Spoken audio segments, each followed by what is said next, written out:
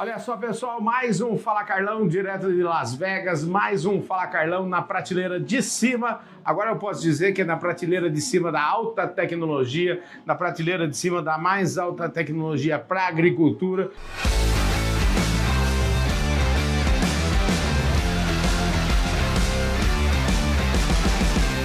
Porque eu tenho aqui do meu lado um caboclo campeoníssimo da John Deere. Vocês estão vendo aí que a gente está falando com o board da John Deere, com gente que entende do assunto agricultura de precisão, do assunto tecnologia, do assunto sistemas de produção. Eu estou aqui com o Aaron Wetzel. Ele é vice-presidente global de sistemas de produção e agricultura de precisão da John Deere. Thank you very much for coming here at my program, my Fala Carlão's programs. Thank you very much. Obrigado, yeah. You used to say here, first of all, nobody was born like a vice president. No. Everybody has a little history. Yep. Let's start for this. What's your history? Where you was born? Okay. Tell me about that. Great. Well, thank you for the opportunity to talk with you today. It's great for you to be here at the Consumer Electronics Show and talking more about precision agriculture and the opportunities John Deere has. For me, I've worked for John Deere now more than 35 years. I grew up on a farm in central Illinois. 35? Yes, 35 years. But you look like very good. I'm not 35. Oh, yes. Very good. Yes. As we spoke earlier, I was born in Frankfurt, Germany, but my parents were American, and I grew up on a farm growing corn and soybeans on about a 2,500 acre farm in central Illinois. I started with Deere after college and worked in various parts of the organization in the accounting and finance area. I moved into sales and marketing. I spent a lot of time in our turf business, so the machines that we make to maintain golf courses and landscapes. And then I moved to Germany and led our sales and marketing efforts for our turf business in Europe, the Africa and Middle Eastern markets. I shifted over to the ag division while I was in Europe. And then in 2007, I moved to Brazil. Wow. And, Really? Yes. How long? I lived in Brazil from 2007 until 2012 and really was a part of the journey that John Deere has been on within the Brazilian market. And not only seeing our own company grow in its importance in how we serve customers, but seeing Brazilian agriculture grow in that same period of time and becoming really a strong powerhouse of agriculture output on the scale around the world. So I did that for a few years, and then I moved back to the States to lead one of our product families. We call it crop care. That would be sprayers, planters, tillage equipment, and air seeding products globally.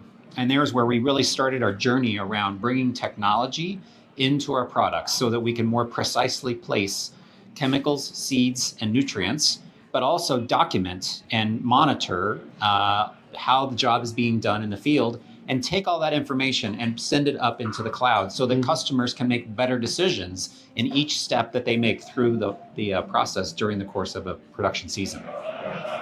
Spent some time in our financial services business as Chief Marketing Officer for our global John Deere Financial. And there really talked about and led a lot of our businesses in the Americas, but Australia, Europe, and very exciting time for me. And now I lead our production and precision ag business at John Deere, and super excited about the opportunities that we have to bring more value to our customers through the integration of technology with our machines to create new value.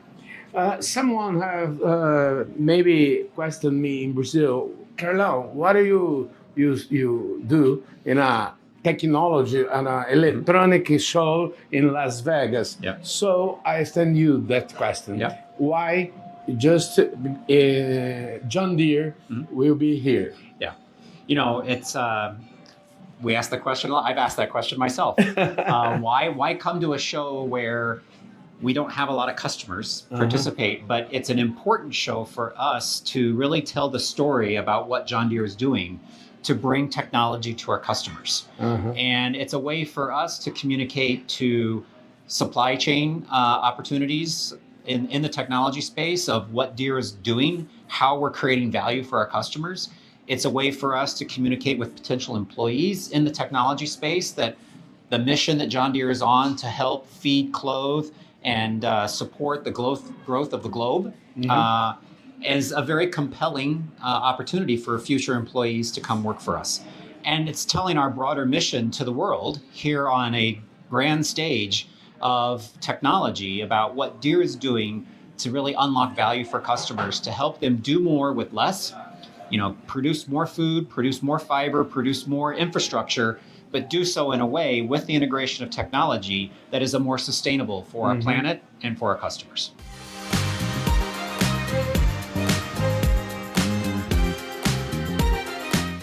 Quem está aqui do meu lado é o Jahmy Hindman. É isso aí, Jahmy Hindman. Jahmy Hindman, you got it. Wow, very good, very good pronunciation. You did it well. Jahmy Hindman, ele é sênior, vice-presidente sênior da John Deere e também é o CTO da companhia. O que é o CTO da companhia? É o Chief Technology Officer, ou seja, você é o cara. You are the guy. I guess so, if you say so. Basta dizer o seguinte, gente, misturando um pouquinho aqui, olha, hoje eu estava vindo para cá e no ônibus me entregaram essa revista aqui, que é a Cis Daily. Acredite, é uma revista diária, gente. Essa aqui é a número 1, é a edição de hoje, janeiro 7, que eu estou gravando essa entrevista para vocês. E olha só quem está na capa aqui. Eu estou ficando importante, né, gente? O cara da capa da revista está aqui no programa Fala Carlão. Jahmy, thank you very much to coming here at Fala Carlão. Thank you for being here. Here, I used to say that nobody was born like a vice president. Everybody has a history tell me about you. What's your history? Sure, I'll tell you. I was born in Iowa. Iowa. Iowa is like in Brazil, in the center of the country. Center of the country, very much so, but very much agriculture. So my grandfather was a farmer. Okay. But my father was a college professor. He taught aerospace engineering. Wow. So I was born into a family of engineers, and I became an engineer. And I was just fortunate enough to get hired to John Deere in 1996, wow. So a long time ago. And I actually started working on these pieces of equipment, the yellow pieces of equipment to start with. And I did product development, engineering, design work in the US for construction equipment, in Canada, in Finland, and in China. And then I finally moved back from China into the US and started working on large ag equipment, so big tractors. Wow. And I had the opportunity to work on big tractors like that one over there. Wow. And tell me about that big tractor. Yeah. Is it real? It exists? It's absolutely real. Yeah. 830 horsepower, 80,000 pounds. It's a big tractor. Wow, that's why technology is so important for this business. Yeah, I think in agriculture, I think it makes farming better. I think it improves the life of the farmer. It gives them data and information that they can use to make their farm better. It also reduces the effort that has to go into farming to produce all the food that we need. In the global, in 10 years, we will be 10 million people. Yeah. 2 billion more than today. That's right. What's the paper of John Deere in this equation? Yeah. Well, I think part of that is a Brazil story. Like, I don't think you feed 10 billion people without Brazil continuing to grow in agriculture. And that's why one of the reasons John Deere is really, really excited about Brazil, and one of the reasons we're excited about technology in agriculture.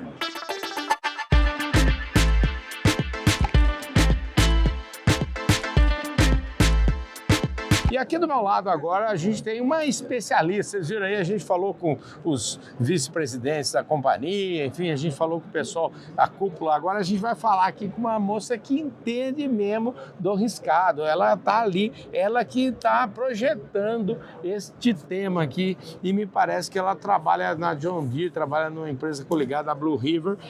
Maya Sripadam. Yeah. That's I it. got it perfect.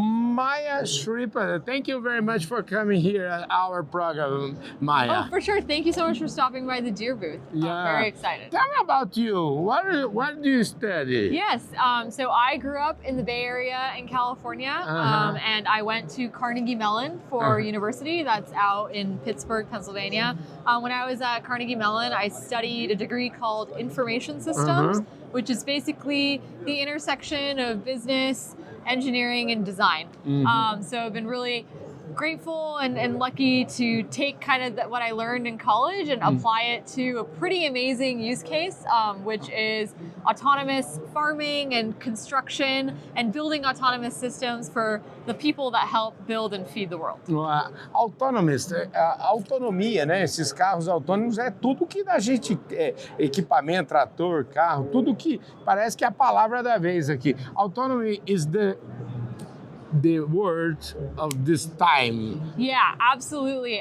We see a lot of trends in the industry. Autonomy, I think, is more than a trend in heavy equipment. It's essential, right? Because the world's population is growing by 2 billion. Most contractors and farmers struggle to find help, right? We're putting a lot of demands on the food and infrastructure providers, right, in the world, and they need to be able to meet that demand with less, right? And so autonomy helps them do that. It gives them time back and helps them really stretch their resources. Let's try to explain more details about why autonomy is so important in these days. Yeah, absolutely. So, if you think about it, and some of the customers that we've spoken to, your farmers, their families, right? Many of them will talk about how during harvest they, have to eat dinner in the cab, right? They're working these 16 to 18 hour days, and they are getting to that point where, most farmers are above the age of 55, right? And it's really hard to sustain that level of work, for generations and decades, and they're not getting an influx of new people, right? The workforce is shrinking. You think about the same thing for contractors. We need to build new homes, right? Like there's a huge 96,000 new homes need to be built to support the world's growing population. 96,000 new homes per day. You can't do that without materials that come from a quarry.